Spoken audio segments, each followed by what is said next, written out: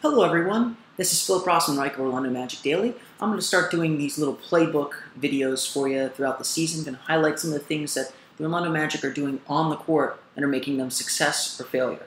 Today, in this first one, I want to highlight a little bit about what's different with the defense and kind of the intensity and some of the things that the Magic are really focusing on. The big thing that I've noticed in these first 4 or 5 games, including the preseason, has been the Magic have really tried to flood the strong side, collapse in the paint, and close out on shooters. I'll show you what I mean in a couple of clips from some of these early games. Let's start with this basic play. The Washington Wizards are setting up here in the middle of the third quarter, up by 2 points. They run through their set, looking pretty normal here, just trying to get somebody open. Drew Gooden's having trouble, gets it to Marcin Gortat, and now they run a pick and roll. John Wall comes around the screen, and look where Evan Fournier is. It's already in the middle of the paint. This is something you'll see the Magic do a lot of nowadays. They come in and they help, and they look to scramble on the other end. Here, the Magic are in a late shot clock situation, so they can afford to gamble just a little bit. Tobias Harris creeps in to guard Otto Porter, who's cutting off the lane, leaving Bradley Beal open in the corner. Typically, that's not a good thing to do, but it works here, and they get the shot clock violation. That kind of extreme help, of course, can get the Magic into trouble, as we'll see in this clip from the Oklahoma City Thunder game. Here, Enes Kanter is tying a shoe, and Nikola Vucevic quickly recognizes it, trying to blitz Russell Westbrook. He overplays, though, and then the Magic are forced to scramble. As you can see in the first run-through, the Magic didn't do a good job defending this, and they give up the 3. So what happened? Well, here, Nikola Vucevic is trying to come out and hedge hard because he knows Enes Kanter is not in the play.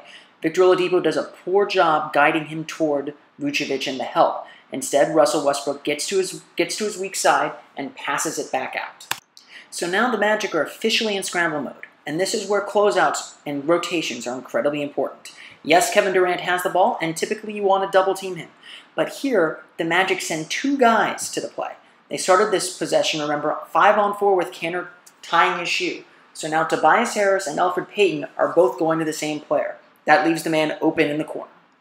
Before I unfreeze the clip, though, and allow you to see DJ Augustin hit this 3, notice where Evan Fournier is. This is good help side defense. Fournier is in position to try and help if there's any more penetration, or even to try and go out and challenge Augustin for 3, which he does somewhat successfully. It's a long way to travel and a lot to ask of the defense. What needed to happen was only one guy needed to go to Kevin Durant.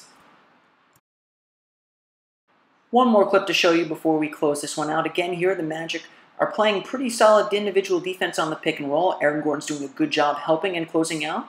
They force Drew Gooden to pass up a jumper. Hezonja does a good job fighting over the screen. And then eventually, the Magic give up a shot they want to give up with Drew Gooden shooting a 3-pointer. Aaron Gordon's a little late on the closeout, but as the team continues to gain confidence in this defensive system, it's going to get more in sync, and the team is going to be able to close that off better.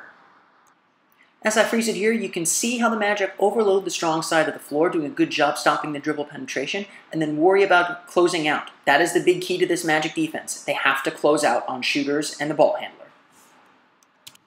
Well, I hope that gives at least a small glimpse into what the Orlando Magic are trying to do defensively. I apologize if there are any technical glitches. This is my first time trying this. Please let me know if there's anything else you'd like me to look at, anything else you'd like me to try or highlight in future posts. I look forward to joining you for the rest of the season on these Orlando Magic Daily Playbook posts.